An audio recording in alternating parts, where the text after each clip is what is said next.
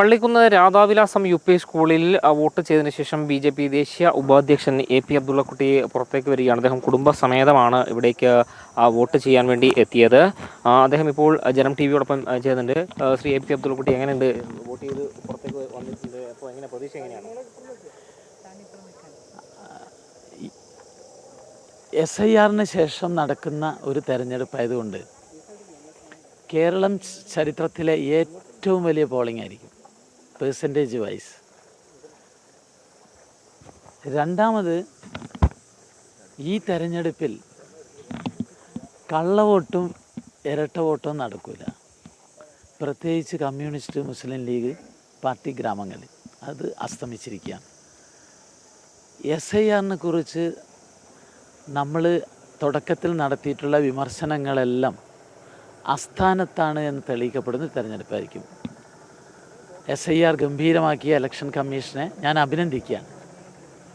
ഈ തെരഞ്ഞെടുപ്പിൽ ഫലം പുറത്തു വരുമ്പോൾ ഇന്ത്യയിലെ എന്നല്ല ലോകത്തിലെ തന്നെ ഏറ്റവും വലിയ തീവ്രവാദി ഗ്രൂപ്പുകളുമായി സഖ്യം ചേർന്ന ജമാഅത്ത് ഇസ്ലാമിയും SDPI സഖ്യം ചേർന്ന LDF-നും UDF-നും ദുഃഖിക്കേണ്ടി വരും. കാരണം ഈ തെരഞ്ഞെടുപ്പിൽ രാഷ്ട്രീയ നിരീക്ഷകരെയെല്ലാം കണ്ണ് തള്ളിക്കുന്ന വിധത്തിലുള്ള ഒരു വലിയ മുന്നേറ്റം ഭാരതീയ ജനതാ പാർട്ടി NDA നടത്തും. കേരളം ആര് ഭരിക്കണം എന്ന് ഒരു പുതിയ ശക്തി തീരുമാനിക്കുന്ന തെരഞ്ഞെടുപ്പ് ഫലമാണ് മെയ് 4-ാം തീയതി കാണാൻ വരുന്നത്. ഈ തെരഞ്ഞെടുപ്പ് ഒരു ഉത്സവമാക്കിയിരിക്കുകയാണ് ജനങ്ങൾ. ഇത് ജനാധിപത്യത്തിൻ്റെ ഏറ്റവും സുന്ദരമായൊരു മുഹൂർത്തമാണ്. ഇവിടെ രാഹുൽ ഗാന്ധിയും കൂട്ടരും ഈ തെരഞ്ഞെടുപ്പിനെയാണ് നമ്മുടെ ഇലക്ട്രോണിക്സ് യന്ത്രമൊക്കെ തകരാറെന്നൊക്കെ പറഞ്ഞ് കൊഞ്ഞനം കാട്ടിയത്. ജനങ്ങൾ അതിന് ചുട്ട മറുപടി കൊടുക്കും എന്നാണ് എനിക്ക് പറയാനുള്ളത്. ഇത്തവണ വോട്ട് ചോദിച്ച് സംസ്ഥാനത്ത് പല സ്ഥലത്തും യാത്ര ചെയ്തല്ലോ. അപ്പോൾ അവിടെ നിന്നൊക്കെ കിട്ടിയൊരു റെസ്പോൺസ്?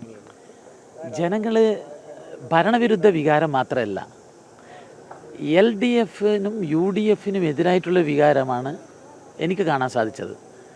ചുരുക്കി പറഞ്ഞാൽ ഒരു ഇന്ത്യ മുന്നണിക്കെതിരായിട്ടുള്ള വികാരമാണ് കേരളത്തിലാകെ പ്രതിഫലിക്കുന്നത്. കാരണം ഇവർ രണ്ടു കൂട്ടർക്കും ഒരു വികസന ടച്ചില്ല, വികസന വിഷനില്ല.